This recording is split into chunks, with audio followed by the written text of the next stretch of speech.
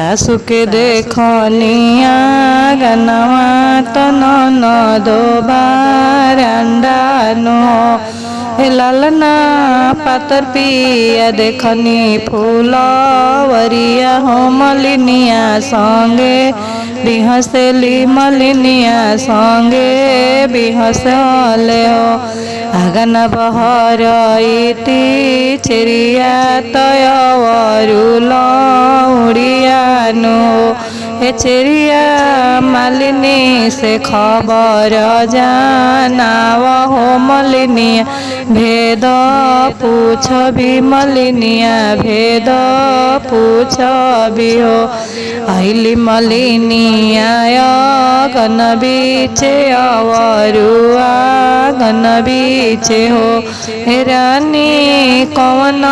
कौन लोचन कहेलू हे रानी मालिन कैसे कैसे पियावा के भोरावेलू कौन रंगे राखेलू कौन रंगे राखेलू चंपा के फूलवा लोड़िले आई ना चंपा ही से जिया डासीला हो हे रानी नैने नैने जोड़ीला सोने हो जो बनवार से राखी ना जो बनवार से राखीला हो जैसन प्यास के पातलवा हो झूठही छोड़ी आइला झूठही छोड़ी आइला हो हे रानी ओइसन मलिनी बिटुइया हो झूठही छोड़ी आई ना झूठही छोड़ी आई ना हो जैसन सोने के थरियावा हो अन्हारा घरे चमकेला अन्हारा घरे चमकेला हो हे रानी ओइसन तोहरो सूरतिया हो से जड़िया बीचे चमकेला से जड़िया बीचे चमकेला हो चार ही कोन के पोखरवा त चुनवे चुनवटल बाड़े हो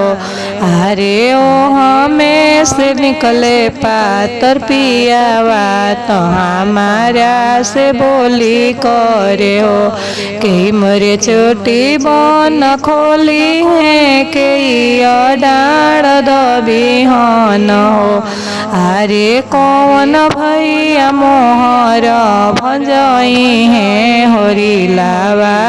के अवसर हो यारे कौन भैया मोहर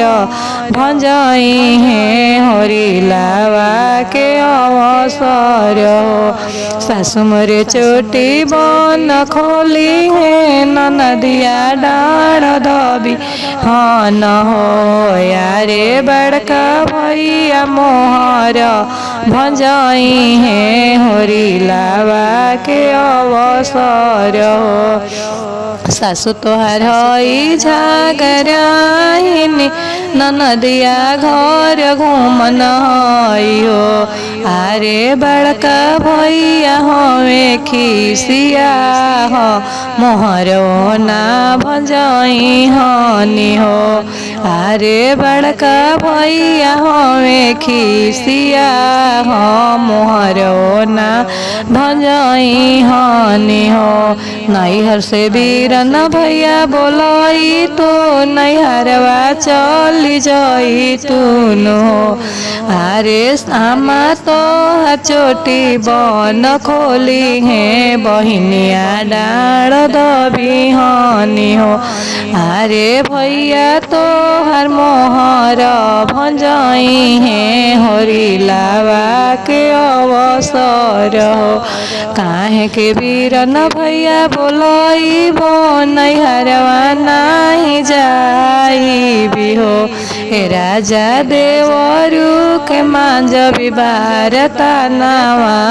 लौड़िया बनी के रही हो साब से धनिया साब सतीनो कुलवरा खेलू हो हे धनिया गाँव के गैड़वा कोठा उठा भी तोहे के लेके रही हो